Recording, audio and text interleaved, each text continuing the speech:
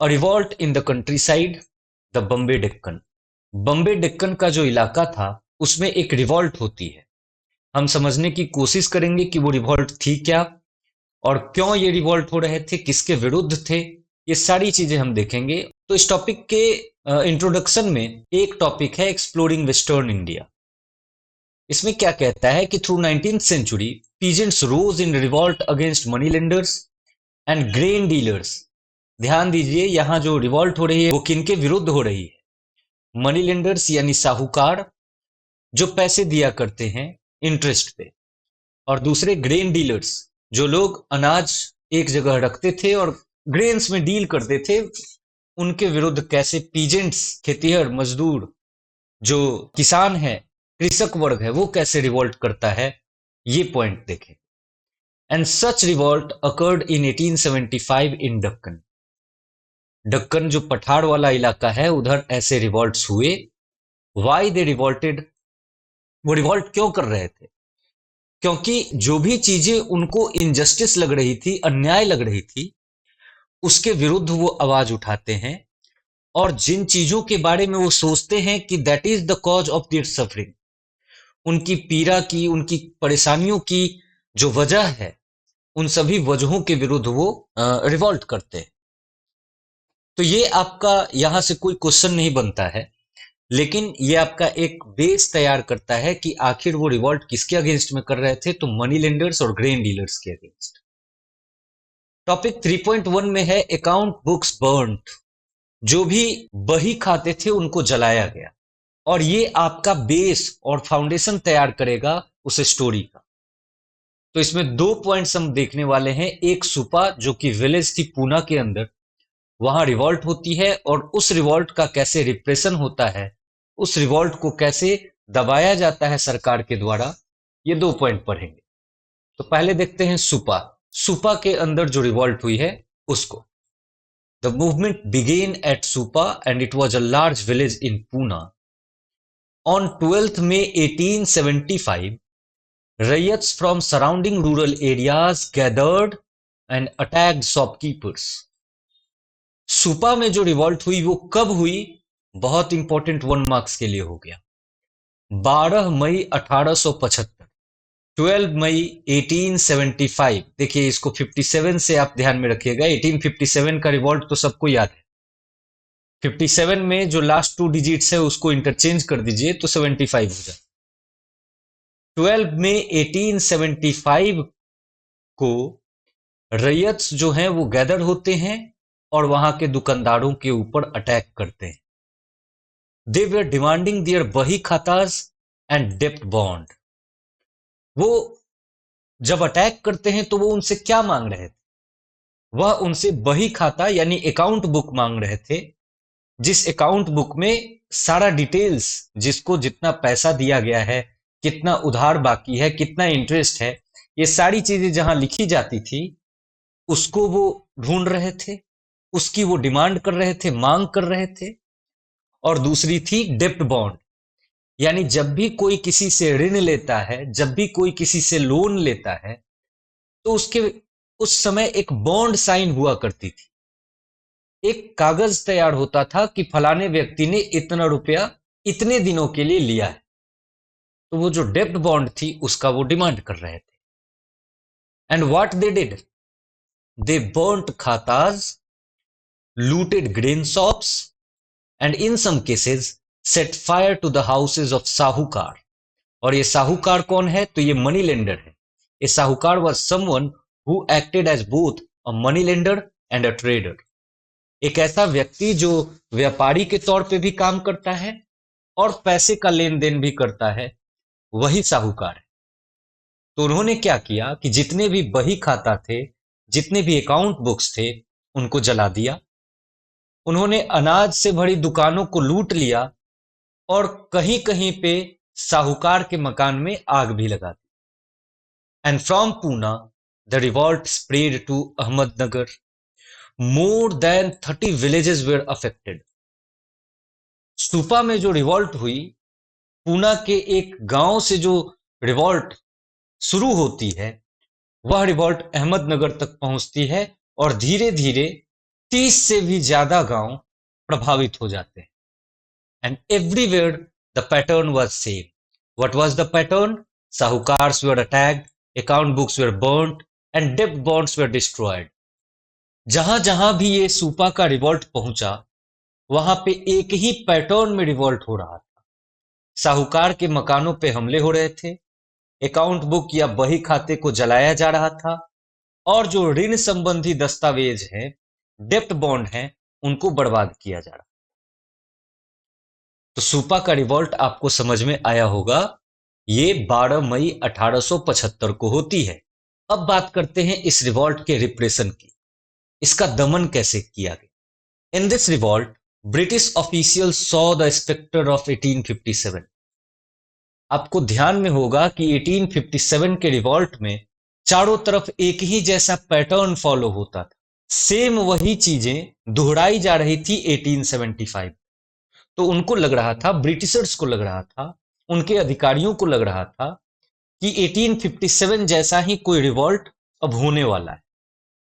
तो चूंकि ये पिछली बार तैयार नहीं थे, तो बहुत मुश्किलों का सामना करना पड़ा था उन्हें 1857 के रिवॉल्ट को सप्रेस करने के लिए।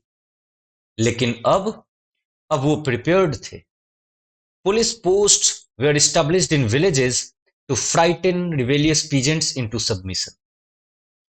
अलग अलग पुलिस की चौकियां बनाई गई गांवों में, ताकि गांव वालों को, या जो रिवेलियस पीजेंट्स हैं, वो पीजेंट्स जो विद्रोह कर रहे हैं, उनको डराया जाए, उनको अपने कब्जे में लिया जाए। And troops were quickly called in. सेना को बहुत तेजी से और जल्दी बुला ली गई। 951 people were arrested and many convicted. 951 लोगों को अरेस्ट किया गया, हिरासत में लिया गया, और बहुत सारे लोगों को उसमें दंडित भी किया गया। And finally it took several months to bring the countryside under control. कुछ महीनों का समय लग गया पूरे के पूरे देहात को अपने नियंत्रण में लाने के लिए। आप एक स्टोरी देखें यहां पे। जैसे कि पहले टॉपिक में हम एक स्टोरी देख रहे थे कि वर्धमान में नीलामी की एक घटना थी, और उसी से हम धीरे धीरे परत दर परत पॉइंट्स को समझते चले गए कि आखिर जमींदार पेमेंट क्यों नहीं कर पा रहे थे, परमानेंट सेटलमेंट क्या थी, क्यों उसको लाया गया।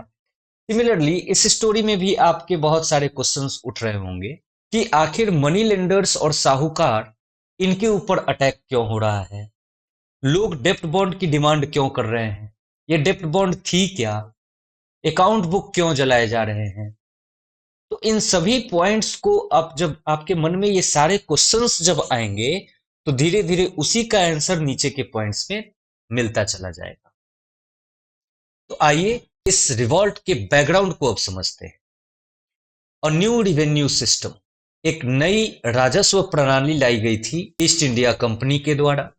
इसमें 3 पॉइंट्स होंगे कि परमानेंट सेटलमेंट को बंगाल के बाहर क्यों लागू नहीं किया गया, क्यों एक नई रिवेन्यू सिस्टम को लागू किया गया। दूसरा हम देखेंगे, चूंकि ये जो रिवेन्यू पॉलिसी थी वो रिकार्डो के पॉलिसी से एसोसिएटेड थी, तो इस वजह से हम यहां पढ़ेंगे रिकार्डियन आइडिया क्या थी, और तब पढ़ेंगे जो नई सिस्टम जिसका नाम दिया गया रैयतवाड़ी सिस्टम, वो क्या थी। तो पहले है कि as British rule expanded from Bengal to other parts, new system of revenue were imposed. Permanent settlement को कैरी फॉरवर्ड नहीं किया गया, यह ध्यान में रखना है। Permanent settlement rarely extended to any region beyond Bengal. Bengal के बाहर परमानेंट सेटलमेंट को एक्सटेंड नहीं किया गया, बंगाल के बाहर परमानेंट सेटलमेंट को लागू नहीं किया गया। क्यों लागू नहीं किया गया? तो इसके पीछे 2 रीजंस हैं। पहला, for claiming more share of revenue. आपको पता है ये बात कि परमानेंट सेटलमेंट के अंतर्गत जो रेवेन्यू थी उसको फिक्स कर दिया गया। जैसे जैसे बंगाल में एग्रीकल्चरल आउटपुट बढ़ता गया, तो जब एग्रीकल्चरल आउटपुट बढ़ेगा तो इससे जमींदारों को फायदा होगा, क्योंकि जमींदारों को तो एक फिक्स अमाउंट ही जमा करना था ईस्ट इंडिया कंपनी को या सरकार को। तो अब जब इंक्रीज्ड इनकम जो है उसको क्लेम करने के लिए परमानेंट सेटलमेंट को आगे जारी नहीं किया गया। वही पॉइंट, वही स्टोरी अलग अलग पॉइंट्स में आपको बताई जाएगी कि आफ्टर 1810 एग्रीकल्चरल प्राइसेस रोज, खेती की जो फसलें हैं उसकी कीमतें बढ़ गई, उसकी प्राइसेस बढ़ गई। वैल्यू ऑफ हार्वेस्ट प्रोड्यूस रोज, जो उसका मूल्य था, कृषि के जो उत्पाद होते हैं, खेती से निकली हुई जो भी अनाज है उसका मूल्य बढ़ गया। And it enlarge the income of Bengal zamindar, उसका सीधा फायदा किसको हो गया? बंगाल के जमींदार। And since revenue demand was fixed under permanent settlement, that's why colonial state could not claim any share of enhanced income. ये जो जमींदारों की इनकम बढ़ी थी प्राइसेस के बढ़ने के कारण, वैल्यू के बढ़ने के कारण, उसको ईस्ट इंडिया कंपनी क्लेम नहीं कर सकती थी, क्योंकि परमानेंट सेटलमेंट में उन्होंने रेवेन्यू डिमांड यानी राजस्व की मांग को फिक्स कर दिया था। And this colonial government was keen on expanding its financial resources, so that's why they used temporary revenue settlements in new areas annexed. चूंकि colonial government चाहती थी कि उनके जो फाइनेंशियल रिसोर्सेज हैं वो एक्सपैंड करे, समय के साथ बढ़े, तो ऐसे में परमानेंट सेटलमेंट लागू करने पे उनको नुकसान ही होता। तो अब उन्होंने टेम्पोररी रिवेन्यू सेटलमेंट्स करने शुरू किए।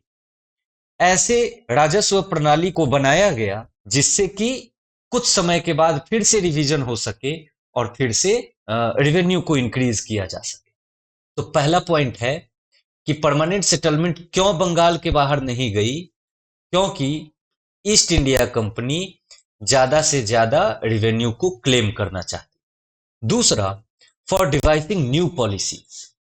तो when officials device policies, their thinking is deeply shaped by economic theories they are familiar with.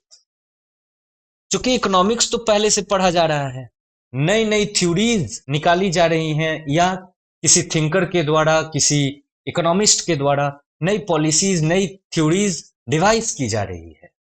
ऐसे में ऑफिशियल्स जब भी नया रेवेन्यू पॉलिसी लागू करेंगे तो वो नई वाली पॉलिसीज को ध्यान में रख के करेंगे।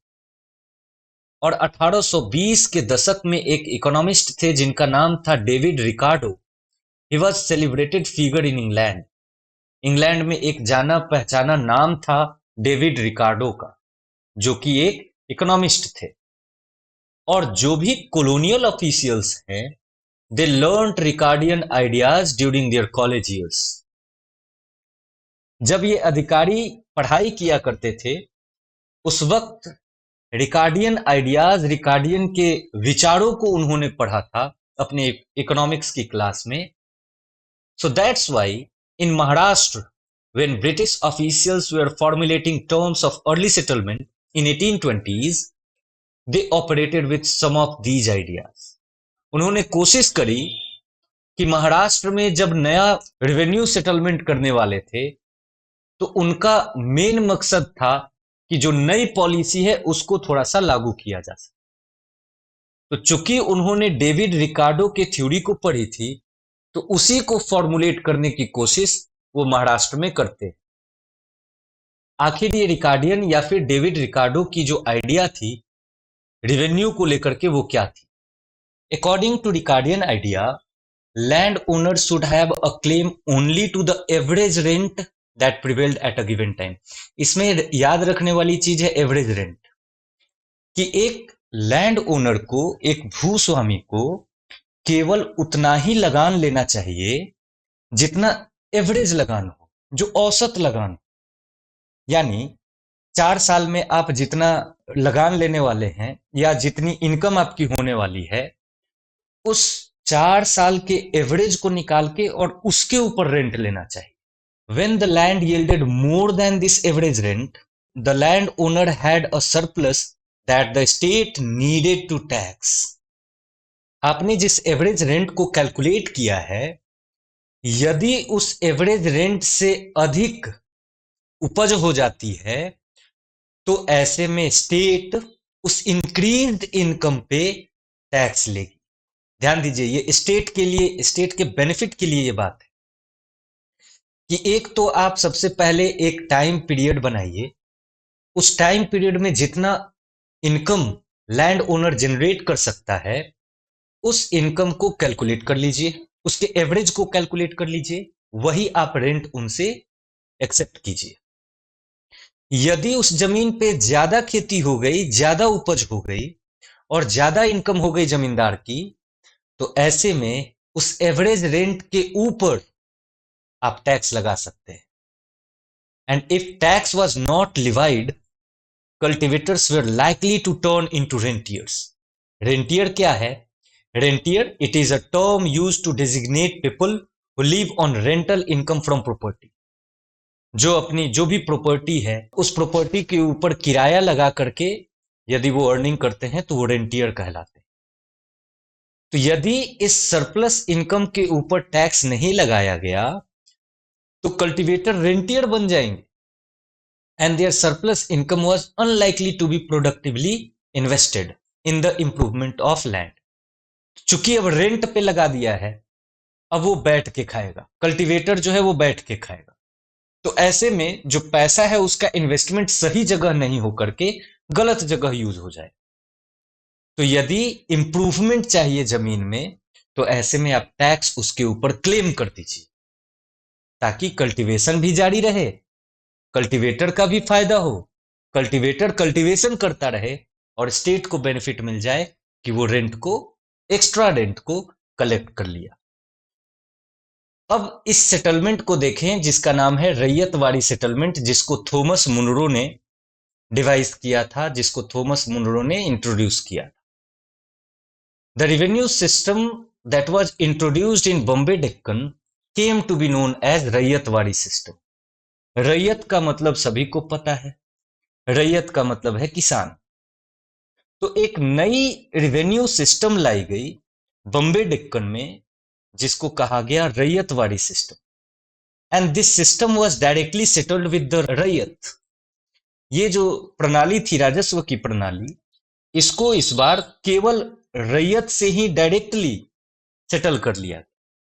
The average income from different types of soil was estimated and the revenue paying capacity of ryot was assessed and a proportion of it was fixed as share of the state. Ryotwari system में जैसा कि David Ricardo की policy कहती थी वैसा ही किया गया। अलग अलग प्रकार के जो सॉइल्स हैं, अलग अलग प्रकार की जो मिट्टी है, उसका असेसमेंट चलता है। असेसमेंट चलने के बाद वहां से कितना इनकम जनरेट हो सकता है उसको एस्टिमेट किया जाता है। Along with that, revenue paying capacity of the रैयत was assessed। रैयत उसकी स्थिति कैसी है, वह कितना अमाउंट पे कर सकता है, इसकी भी असेसमेंट होती है और तब उसका कुछ हिस्सा स्टेट के शेयर के रूप में ले लिया जाता है टैक्स में।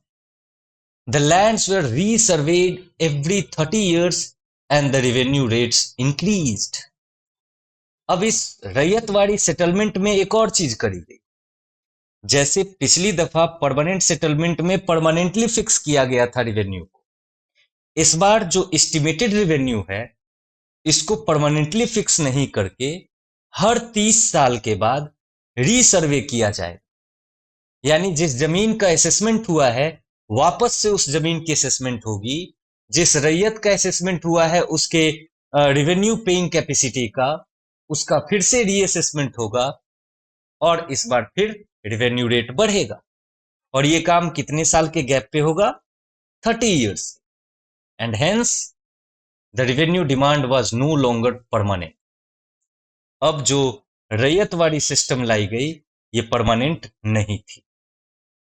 अब इसका मतलब ये है कि रैयतवाड़ी सिस्टम के आने के बाद किसानों की परेशानियां दूर हो गई होंगी, उनके प्रॉब्लम्स तो खत्म हो गए होंगे, क्योंकि अब जमींदार अपने मन मुताबिक टैक्सेस कलेक्ट नहीं कर रहा, सरकार डायरेक्टली रैयत से पैसा ले रही है, टैक्स ले रही। तो इसका मतलब किसान ठीक थे, उनकी हालत ठीक होनी चाहिए। तो अब तीसरा पॉइंट हम पढ़ेंगे, रिवेन्यू डिमांड एंड पीजेंट डेब्ट। ये जो राजस्व की मांग थी उसने किसानों को और ज्यादा कर्ज में धकेल। कैसे? तो आइए समझते हैं। पहला है revenue settlement in Bombay Deccan. First revenue settlement in Bombay Deccan was made in 1820s। ये जो रैयतवाड़ी सिस्टम है इसके अंतर्गत सबसे पहली जो रिवेन्यू सेटलमेंट करी गई बॉम्बे डेक्कन में वो 1820 में करी। The revenue demand was so high that peasants deserted their villages and migrated to new areas. अब इमेजिन कीजिए कि ये एवरेज रेंट है, तो जरूरी नहीं है कि जो एवरेज हो वो सबसे लोएस्ट नंबर से कम होगा, नहीं, वो हमेशा मिडिल में होगा। तो जिस समय उनकी इनकम कम होती होगी उस समय भी उनको एवरेज रेंट यानी हाई रेंट उनको पे करनी है। तो ऐसे में रिवेन्यू डिमांड बहुत ज्यादा हाई हो गई और पीजेंट अपने गांवों को छोड़ के नए नए जगहों पे चले गए। बॉम्बे डेक्कन से वो बाहर निकल गए। When the rains failed and harvest was poor, they found it impossible to pay revenue. अभी तो खेती हो रही है तब परेशानी है, जब फसल नष्ट हो जाएगी, फसल कम होगी, तो ऐसे में अब इम्पॉसिबल टास्क लगने लगेगा रिवेन्यू को पे कर।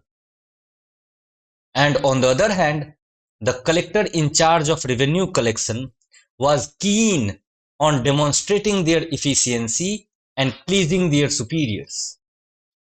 दूसरी तरफ जो कलेक्टर इंचार्ज है जिसको ये कलेक्शन करने के लिए दिया गया है कि भाई आप रेंट कलेक्ट कीजिए, वह अपनी इफिशियंसी को दिखा रहा है ब्रिटिशर्स को कि भाई हम इतने इफिशियंट हैं कि आपका रेंट कंप्लीटली हमने कलेक्ट कर लिया। And they started pleasing their superiors. अपने सीनियर्स को, अपने सुपीरियर्स को खुश करने के चक्कर में जबरदस्ती वो गांव वालों से, पीजेंट से टैक्स कलेक्ट करता है। They went about extracting payment with utmost severity. यानी जितना कठोर हो सकता है उतना कठोर हो करके वो पीजेंट से टैक्स कलेक्ट कर रहे हैं। When someone failed to pay, his crops were seized and a fine was imposed on whole village. ये रेंट कलेक्शन का प्रोसेस जरा समझिए, देखिए कितना हार्श था। कोई पीजेंट यदि रेंट को पे नहीं कर पाता है तो उसकी सारी फसल को सीज कर लिया जाता है और एक फाइन पूरे गांव पे लगा दिया जाता है। By 1830s problem became more severe because prices of agricultural products fell sharply and did not recover for 1.5 decade. जरा सोचिए कि 1830 के दशक में कितनी परेशानी आई होगी कि एग्रीकल्चरल प्रोडक्ट्स जितने भी थे उनकी कीमतें गिर गई, उनकी कीमतें कम हो गई, उनकी वैल्यू कम हो गई और लगभग 1.5 डिकेड तक, 1.5 डिकेड का मतलब है लगभग 15 वर्षों तक रिकवर नहीं हो पाई। ये कीमतें गिरती ही चली गई। And at the same time countryside was devastated by a famine during 1832 and 34. एक तो एग्रीकल्चरल प्राइसेस कम है, खेती की पैदावार की जो कीमतें हैं वो कम है और दूसरी तरफ से अकाल पड़ रहे हैं जिससे 1/3 cattle and 1/2 human population of Deccan died.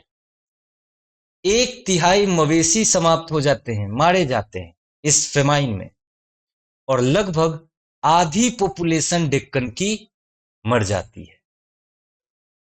Rest people had no agricultural stocks to see them through the crisis. जो आधे लोग डेक्कन में बच गए थे इस फेमाइन से, उनके पास कोई एग्रीकल्चरल स्टॉक नहीं बचा था, कोई फसल नहीं बची थी जो कि इस संकट के दौर से उनको निकाल सकती थी। और इन सभी समय में क्या हो रहा था? अपने खाने का जुगाड़ हो नहीं पा रहा है, वो रेवेन्यू को कहां से पे करते? तो this unpaid balance of revenue mounted, बहुत ही तेजी से बढ़ते बढ़ते बहुत ज्यादा बढ़ गई ये जो रिवेन्यू डिमांड थी। And in such situation they borrowed money from the money lenders. अब धीरे धीरे आपको स्टोरी समझ में आ रही होगी कि मनी लेंडर्स के खिलाफ डेक्कन में राइट्स क्यों होते हैं, दंगे क्यों होते हैं। ऐसे सिचुएशन में चूंकि सरकार दबाव डाल रही थी, सरकार के जो एजेंट्स हैं जो कलेक्शन करने जा रहे हैं, लगान मांगने जा रहे हैं पीजेंट से, वो काफी ज्यादा सीवियर है, काफी ज्यादा कठोर है।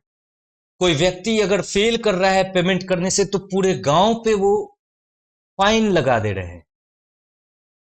और ऐसे सिचुएशन में पैसा जब देना ही था तो पीजेंट्स क्या करते हैं, मनी लेंडर से पैसा उधार ले लेते हैं।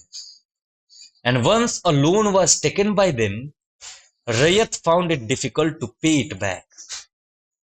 एक बार जब वो लोन ले लिए तो उसको वापस करने के लिए फसलें तो होनी चाहिए, फसलों में कीमत तो होनी चाहिए, उनका कुछ मूल्य तो होना चाहिए। ये सारी चीजें गिरी हुई हैं, वैल्यू नहीं है, फसलों की जो प्राइसेस हैं, हार्वेस्ट की जो प्राइसेस हैं वो कम है। तो अब रैयत उस लोन को कैसे चुका पाएगा? So peasants dependency on money lenders increased. They now needed loans even to buy the everyday needs and meet their production expenditure. अब उनको अपनी डेली की जो जरूरतें हैं, प्रतिदिन की जो जरूरतें हैं, खाने पीने की, रहने की, उसके लिए भी वो मनी लेंडर से पैसा ले रहा है। अपना जो भी खेती कर रहा है उस खेती में जो खर्च होने वाली है वो पैसा भी मनी लेंडर से ले रहा है, साहूकार से लोन पे ले रहा है। By 1840s officials were finding evidence of alarming level of peasants indebtedness everywhere। 1840 तक आते आते अधिकारियों को यह साफ तौर से दिख गया कि पीजेंट बहुत ज्यादा कर्ज में डूब गए। तो 1840 तक पीजेंट्स की क्या सिचुएशन हो गई इस रैयतवाड़ी सिस्टम के आने के बाद, ये आप समझ लीजिए। पीजेंट्स कर्ज में डूब गए और वो पैसा ले रहे थे मनी लेंडर्स से। तो अब देखते हैं चेंज फ्रॉम मिड 1840s, 1840 के दशक के मध्य से यानी 1845 से क्या चेंजेस आते हैं। By mid 1840s there were signs of an economic recovery. अब धीरे धीरे जो इकोनॉमी है वो ठीक होनी शुरू होती है बॉम्बे डेक्कन में। British officials had begun to realise that settlements of 1820s had been harsh. 1840 के मध्य तक आते आते जो अंग्रेज अधिकारी थे उनको ये फील होने लगता है, उनको ये रियलाइज होने लगता है कि ये जो सेटलमेंट, रैयतवाड़ी से सेटलमेंट 1820 में उनके द्वारा लगाई गई है, ये काफी ज्यादा कठोर है। That's why revenue demand was moderated to encourage peasants to expand cultivation। अब किसान जो कि पहले से डेप्ट में है, उस किसान पे सरकार जो है वो और ज्यादा रेवेन्यू इंक्रीज करती तो वो अंततः खेती करना छोड़ सकते थे। इसलिए रेवेन्यू डिमांड को थोड़ा सा मॉडरेट बनाया गया, थोड़ा कम किया गया, ताकि पीजेंट्स अपने कल्टीवेशन को बढ़ाएं, अपनी खेती को बढ़ाएं। After 1845 agricultural prices recovered steadily.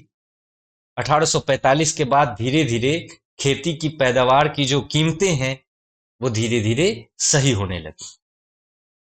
Cultivators they were extending their acreage, moving into new areas and transforming pasture land into cultivable fields. जैसा कि ब्रिटिश ऑफिशियल को लगता था वही हुआ। उन्होंने रेवेन्यू डिमांड को मॉडरेट किया ताकि पीजेंट कल्टीवेशन को एक्सपैंड करे। कल्टीवेटर्स वाकई अपने एकरेज को, एकरेज का मतलब होता है एकड़ में जो जमीन है, उसको बढ़ाना शुरू करते हैं जहां वो खेती करते थे। तो वो अब नए नए क्षेत्रों में खेती करना शुरू करते हैं। जो पहले से पैस्चर लैंड थी उसको कल्टीवेबल फील्ड बनाया गया। जहां पहले खेती नहीं होती थी उन जगहों पे खेती शुरू हो जाती है, तो धीरे धीरे स्थितियों में सुधार आती है। अब जरा देखिए चूंकि खेती इंक्रीज करना है, एक्सपैंड करना है, तो for expanding their agriculture they needed money for seeds, lands, ploughs, cattle. अब खेती का विस्तार जब होगा तो इन सभी बेसिक नेसेसिटीज तो चाहिए। इन सभी बेसिक नेसेसिटीज के लिए फिर से उन्हें पैसा चाहिए। And for all this they turn again to money lenders for loans. पहले अपने एवरीडे नीड्स को फुलफिल करने के लिए पैसा लेना पड़ता था, अब खेती को एक्सपैंड करने के लिए पैसा लेना पड़ रहा है मनी लेंडर से।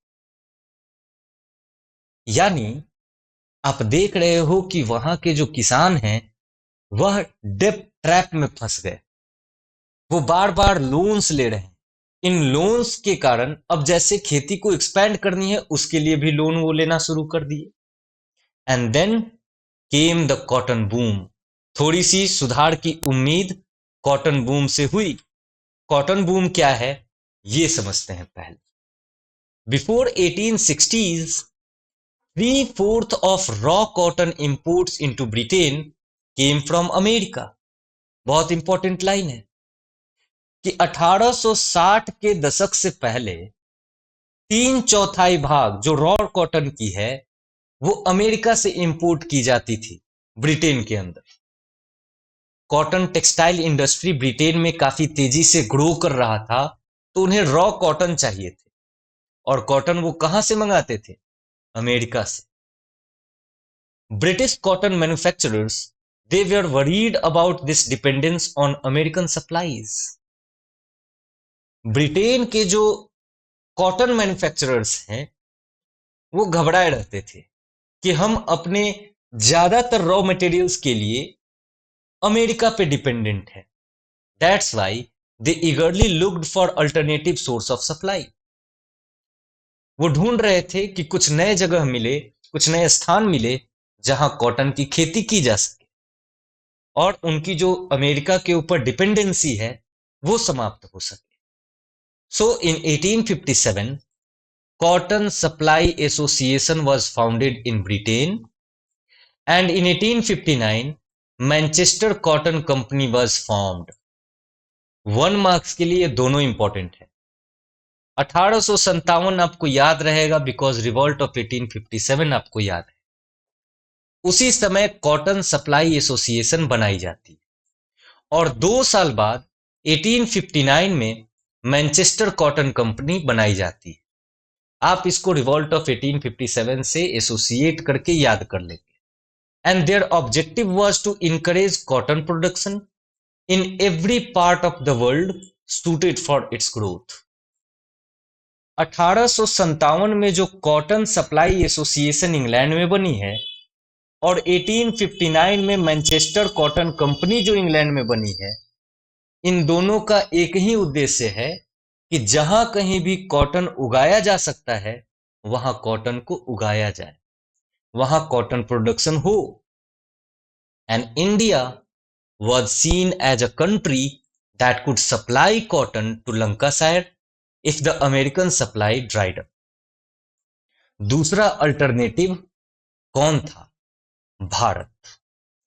वो देखते थे कि भारत में सुटेबल कंडीशंस हैं, यहां कॉटन उगाई जा सकती है। तो जब अमेरिकन सप्लाई खत्म हो जाएगी, अमेरिका से कॉटन नहीं आएगा, तो हम इंडिया से कॉटन मंगाएंगे। और ऐसा हुआ भी। इन 1861 civil war broke out in America and a wave of panic spread through cotton circles in Britain। 1861 में गृह युद्ध शुरू हो जाती है अमेरिका और उस सिविल वॉर की वजह से पूरे ब्रिटेन के भीतर जितने भी कॉटन मैन्युफैक्चरर्स थे वो टेंशन में आ जाते हैं। Raw cotton imports from America fell to less than 3% of the normal। Raw cotton जो अमेरिका से आती थी वो नॉर्मल से कितनी गिर गई? Less than 3%। 20 lakh bales in 1867 to 55,000 bales in 1862। 1861 यानी जिस समय सिविल वॉर शुरू होने वाली है उससे पहले 20 लाख गांठें मंगाई जाती थी कॉटन, जो अब कितनी हो गई 1862 में 55,000। कितने मास लेवल पे रिड्यूस कर गया कॉटन का इंपोर्ट्स अमेरिका से। Frantic messages were sent to India and elsewhere to increase cotton exports. बहुत ही चिंता के साथ भारत में भी और अलग अलग जगहों पे ये मैसेजेस, ये संदेश दिए गए कि कॉटन के एक्सपोर्ट को बढ़ाया जाए। And in Bombay, cotton merchants visited cotton districts to assess supplies and encourage cultivation. जैसा कि ब्रिटेन में कॉटन की डिमांड थी, तो बॉम्बे के जो कॉटन मर्चेंट्स थे वो अलग अलग जिलों में जाते हैं, वहां पे देखते हैं कि भाई सप्लाई कितनी हो सकती है, और वो इंकरेज भी कर रहे हैं पीजेंट्स को कि आप cotton उगाइए। Export merchants, they were keen to secure as much cotton as possible to meet the British demand. उनको पता थी कि ब्रिटेन में इस चीज की मांग है और सप्लाई बहुत कम है। जब डिमांड ज्यादा हो और सप्लाई कम हो तो प्राइसेस ऑब्वियसली इंक्रीज कर जाती। तो एक्सपोर्ट मर्चेंट्स को लगता था कि चूंकि अमेरिका से कॉटन ब्रिटेन नहीं पहुंच रहा, तो ऐसे में हम इंडिया से भेजेंगे और ज्यादा से ज्यादा प्रॉफिट कमाएंगे। So they gave advances to urban sahukar. Sahukar आपको याद है, दे आर मनी लेंडर्स। तो एक्सपोर्ट मर्चेंट्स मनी लेंडर्स को पैसा देते हैं, who in turn extended credit to those rural money lenders who promise to secure the produce. अब ये जो शहरों में रह रहे साहूकार थे, ये उस पैसे को कहां भेज रहे हैं? गांव में जो साहूकार है, गांव में जो मनी लेंडर है, उसको भेज रहे हैं, जो कि ये प्रॉमिस करता था कि वो रॉ कॉटन को कल्टीवेट करवाएगा और उसके बेल्स को अवेलेबल करवाएगा। अब हम देखेंगे impact of cotton boom on the Deccan country side. आपने अर्बन साइड में देख लिया कि क्या हो रहा था।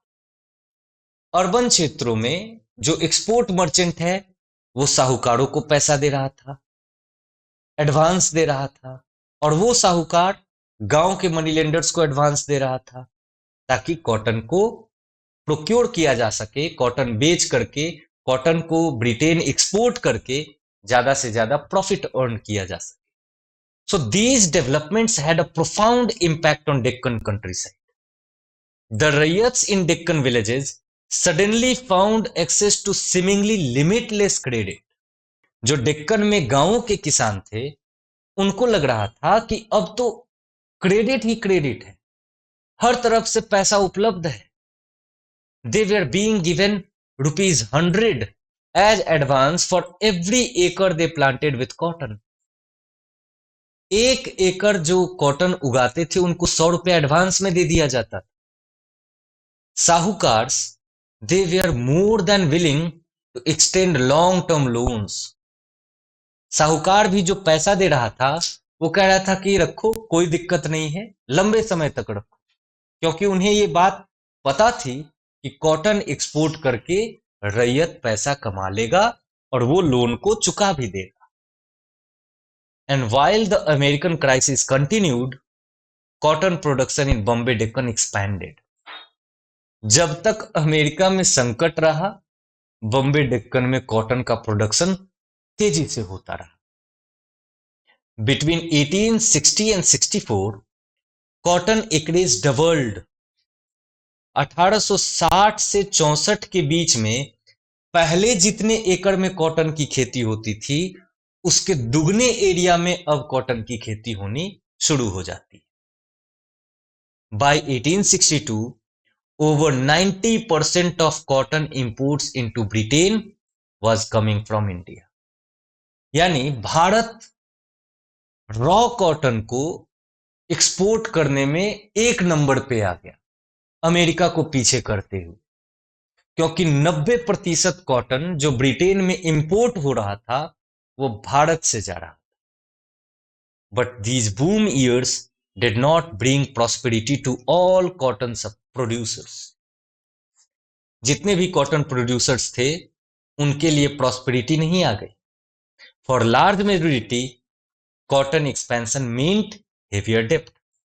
आप देख रहे हैं पैसे कैसे मिल रही हैं, एडवांस में मिल रही। कॉटन की खेती करने के लिए लोन चाहिए, मनी लेंडर लोन दिए जा रहा है, लॉन्ग टर्म लोन दिए जा रहा है। यानी हर तरफ से उनको लग रहा था कि डेप्ट में चलते जा रहे हैं। कॉटन को प्रोड्यूस करने के लिए वो और अधिक लोन लेते चले गए, यानी और ज्यादा डेप्ट बढ़ता चला। रैयत की स्थिति में कोई सुधार नहीं हो रहा था।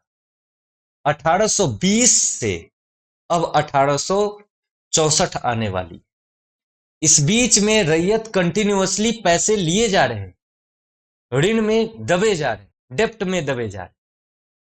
और तभी अचानक क्रेडिट राइज अप। जो पैसा फ्री में मिल रहा था ना एडवांस, उसका पूरा सोर्स ही सूख गया। यानी कि अब साहूकार पैसा देने से मना कर दिया। क्यों मना किया तो वो समझिए। While boom lasted, cotton merchants in India had visions of capturing the world market in raw cotton, permanently displacing America. जिस समय कॉटन बूम भारत में चल रही थी 1861 के बाद, कॉटन मर्चेंट्स जो भारत के थे वो देख रहे थे कि धीरे धीरे हम पूरे वर्ल्ड मार्केट को कॉटन में पकड़ लेंगे, अमेरिका को हमेशा के लिए हम डिस्प्लेस कर देंगे। By 1865 production in America revived and Indian cotton exports to Britain steadily declined।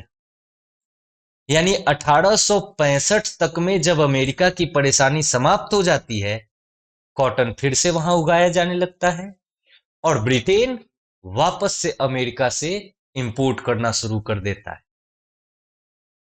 Export merchants and sahukars in Maharashtra they were no longer keen on extending long term credit.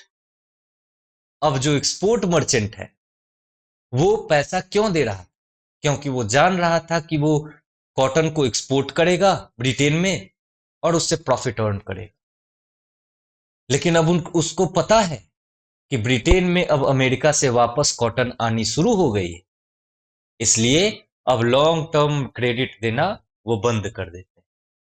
They could see the demand for cotton fall and cotton prices slide downwards.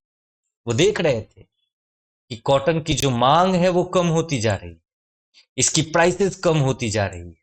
So they decided to close down their operations, restrict their advances to peasants and demand repayment of outstanding debts।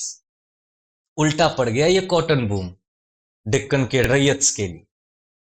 उन्होंने अब देखा कि cotton की demand कम हो रही है, इसकी prices कम हो रही हैं, तो वो जो ऑपरेशन कर रहे थे एडवांस देने वाला, उसको अब रोक देते हैं, पीजेंट्स को पैसा देने से मना कर देते हैं, और जो भी उन्होंने पहले पैसा लिया था लोन के तौर पे, उन सबको वो वापस करने की बात करने लगते हैं।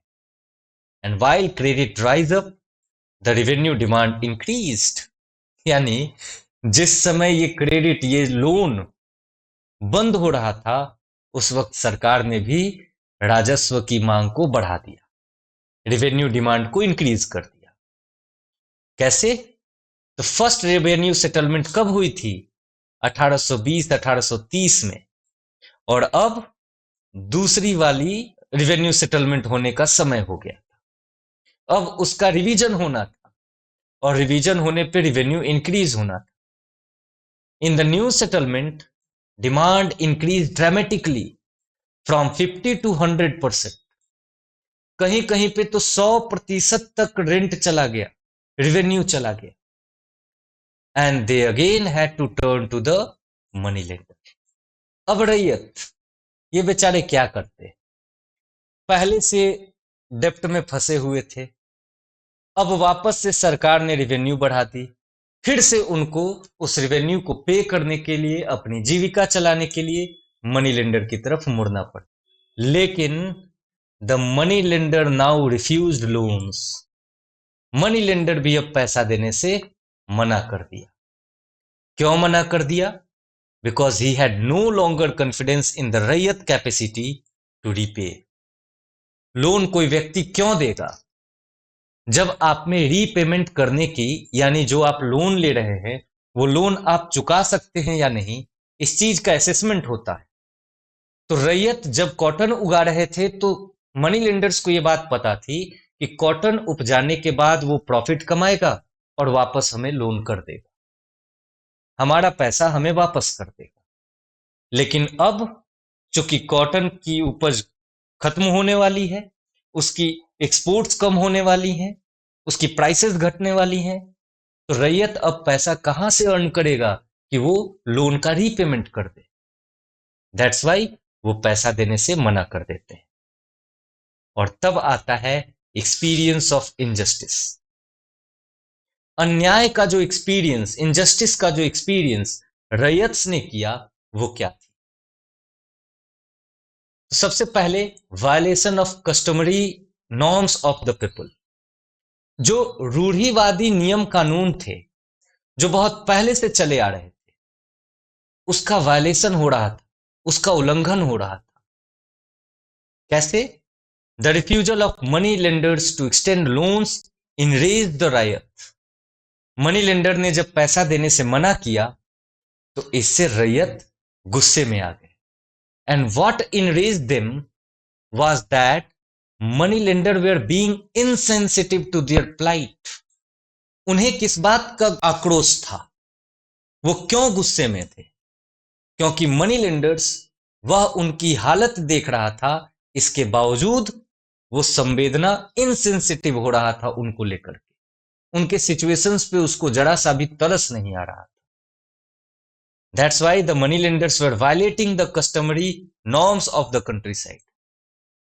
उस गांव के, उस देहात के जो रूढ़िवादी नियम कानून थे कि मनी लेंडर हमेशा खड़ा रहता था रैयत के लिए। जब भी रैयत को पैसे की जरूरत होती थी, मनी लेंडर उसको पैसा देता था। लेकिन अब ऐसा सिचुएशन आ गया था जब मनी लेंडर्स भी उन्हें पैसा देने से मना कर देते हैं। इस वजह से उन्हें लगता है कि मनी लेंडर्स जो रूढ़िवादी नियम कानून है उसको तोड़ रहा है। The customary law linking money lenders with रैयत कोलैप्स्ड। ये दूसरा पॉइंट है। Money lending was certainly wide spread before colonial rule and money lenders were often powerful figures. Money lending आज से नहीं चल रही थी, जब ब्रिटिशर्स आए थे बहुत पहले से चल रही थी। और मनी लेंडर्स हमेशा से शक्तिशाली लोग हुआ करते थे। And a variety of customary norms regulated relationship between money lender and the रैयत। जो साहूकार है और जो रैयत है, इन दोनों के बीच में जो संबंध हैं उनको रेगुलेट करने का काम कुछ रूढ़िवादी नियम कानून किया करते थे। उन्हीं में से एक नॉर्म ये था कि the interest charge could not be more than principal. आप सभी जानते हैं कि जो अमाउंट लोन में दिया जाता है उस अमाउंट को कहते हैं प्रिंसिपल, और उसके ऊपर जो इंटरेस्ट लिया जाता है वो अलग है। तो एक नियम थी कि जो इंटरेस्ट होगी वो कभी भी प्रिंसिपल अमाउंट से ज्यादा नहीं हो सकती। सपोज किसी ने 2,000 रुपए लोन लिया है तो जो इंटरेस्ट है वो 2,000 से ज्यादा नहीं हो सकता। Under colonial rule this norm broke down. ये जो नियम थी ये औपनिवेशिक शासन के समय टूट गई। In one of many cases investigated by Deccan right commission, the money lender had charged over 2,000 rupees as interest on a loan of rupees 100। आप देख सकते हैं कि कितना ज्यादा अमाउंट उन्होंने इंटरेस्ट में कलेक्ट किया है। डेक्कन राइट कमीशन, जिसके बारे में हम आगे पढ़ेंगे, उसने जितने भी मामलों को इन्वेस्टिगेट किया उसमें से कुछ कुछ केसेस तो ऐसी थी कि मनी लेंडर ने 100 रुपए के लोन पे 2,000 रुपए इंटरेस्ट चार्ज किया था। In petitions ryots complained of the injustice of such exaction and the violation of custom. जो भी याचिका वो दायर करते थे रैयत, उसमें वो अपने अन्याय के बारे में बताते थे कि ये जो पैसा वसूली किया गया है, ये जो हमारे कस्टम को वायलेट किया गया है, तोड़ा गया है, हमारे रीति रिवाजों को खत्म किया गया है, हमारे संबंधों को खत्म किया गया है, इस चीज की वो कंप्लेन करते थे। सरकार ने उनके पिटीशंस पे ध्यान दिया और एक लॉ लाई जिसको कहा जाता है लिमिटेशन लॉ। अब ये लिमिटेशन लॉ क्या थी? The ryots they came to see the money lenders as devious and deceitful. Ryot को लगने लगा था कि ये जो साहूकार है, ये जो मनी लेंडर है, ये काफी ज्यादा धोखेबाज निकला। इसने हमारे रूढ़िवादी नियम कानून को तोड़ा है, ये हमसे मूलधन से ज्यादा इंटरेस्ट ले रहा है। So they complained of money lenders manipulating laws and forging accounts. Ryot ने कंप्लेन करनी शुरू करी मनी लेंडर्स के खिलाफ कि वो कानून को भी तोड़ रहा है और खातों में हमारे साथ धोखाधड़ी कर रहा है। That's why in 1859 British passed a limitation law.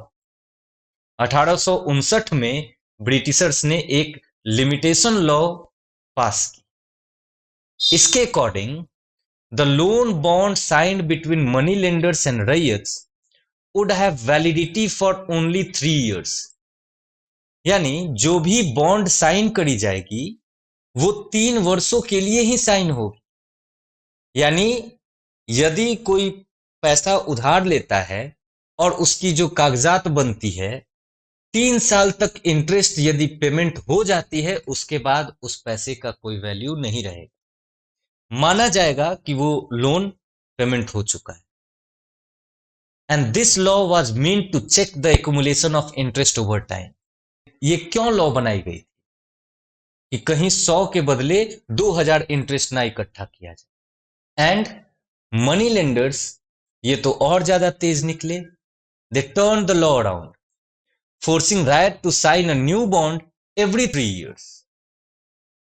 अब मनी लेंडर ने लिमिटेशन लॉ को अपने अनुरूप बना लिया। अब वो हर 3 साल के बाद एक नया बॉन्ड बना देते थे।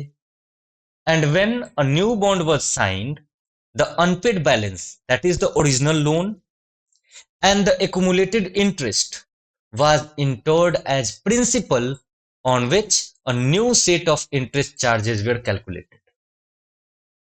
यानी हर 3 साल के बाद एक नया बॉन्ड बना दिया जा रहा है और उस बॉन्ड में पिछली बार की जो प्रिंसिपल थी वो, और जो उस समय उन 3 वर्षों में जितना इंटरेस्ट उसने कलेक्ट किया है वो, उन दोनों अमाउंट को जोड़ के अगले बॉन्ड का प्रिंसिपल बना दिया जाता। अब जो चार्जेस लगेंगी वो टोटल प्रिंसिपल प्लस इंटरेस्ट, उसके ऊपर इंटरेस्ट लगेगा।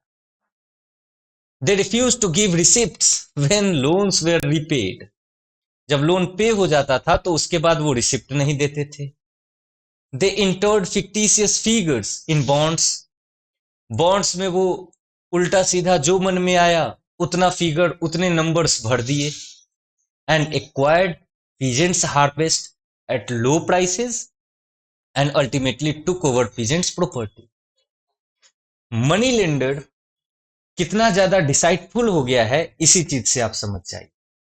अगला पॉइंट इसी से एसोसिएटेड हो गया, deeds and bonds, these where new symbols of oppressive systems.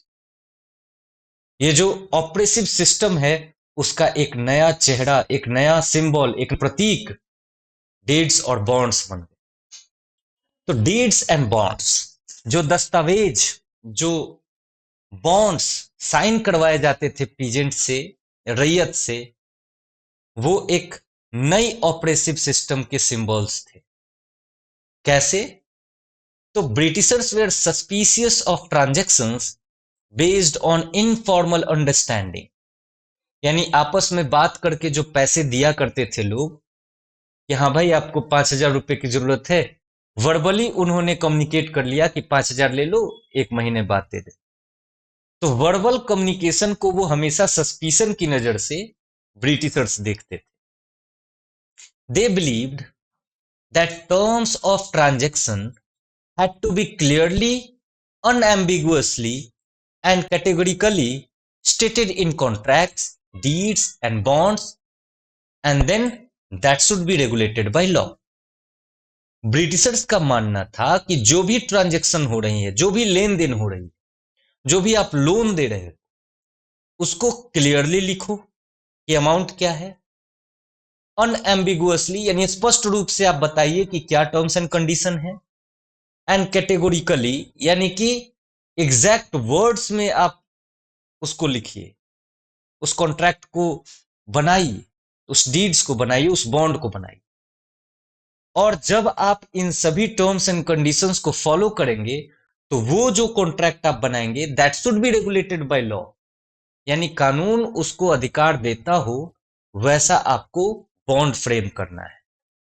तो चूंकि गवर्नमेंट का ही ये दबाव था कि आप बॉन्ड पेपर साइन करवाइए, इसलिए जो मनी लेंडर है वो साइन करवा के ही पैसा देता था। Over time peasants came to associate the misery of their lives with the new regime of bonds and deeds. समय के साथ क्या हुआ, पीजेंट्स पीजेंट्स के साथ जो दिक्कतें थी उन सब को उन्होंने एसोसिएट करना शुरू किया इन्हीं दस्तावेजों से, इन्हीं बॉन्ड से।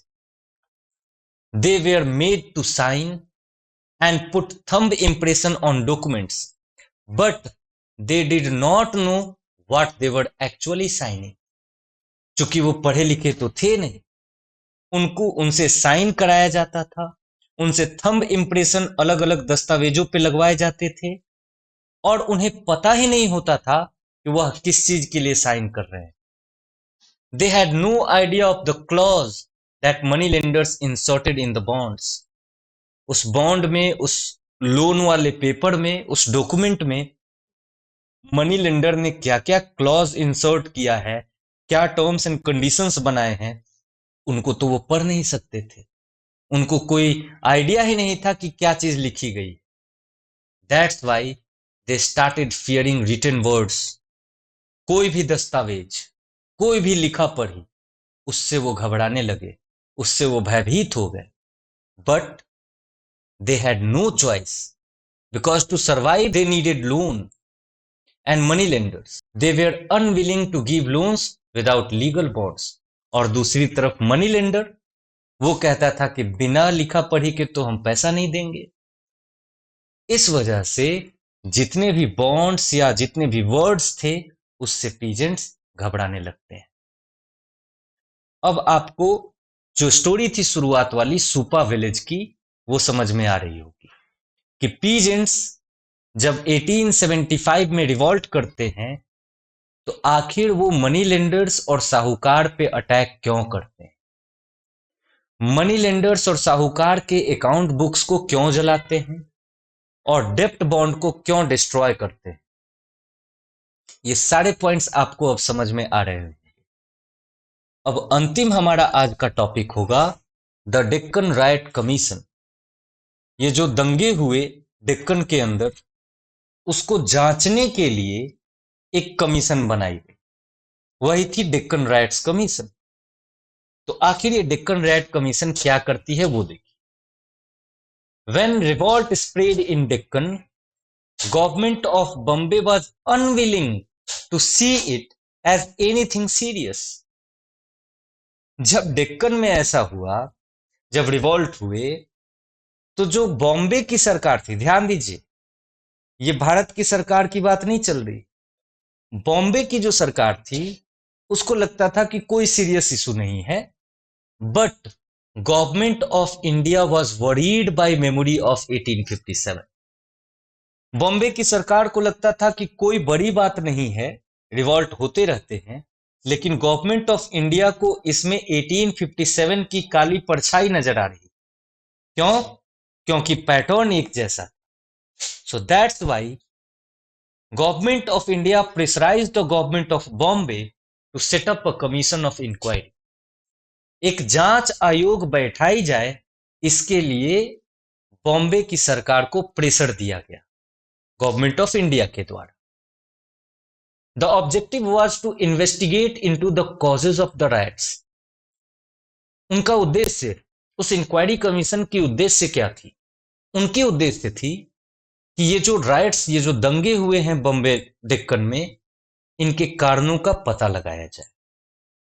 and it was specifically asked to judge whether the level of government revenue demand was the cause of revolt.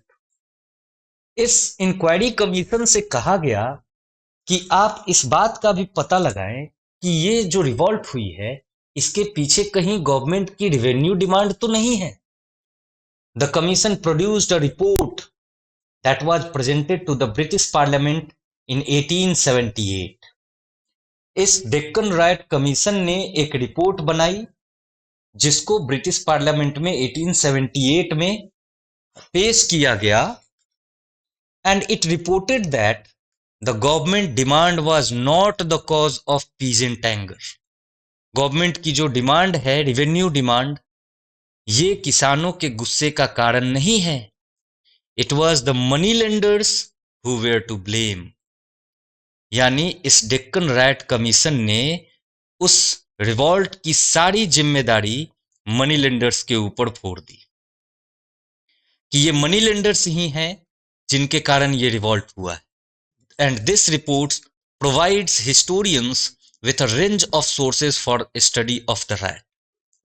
ये जो रिपोर्ट थी इतिहासकारों को बहुत स्रोत, एक अच्छी स्रोत के रूप में उनको हेल्प करती है ताकि इस दंगे को वो स्टडी कर सकें, इसका अध्ययन कर सकें. ये चैप्टर समाप्त हो गया.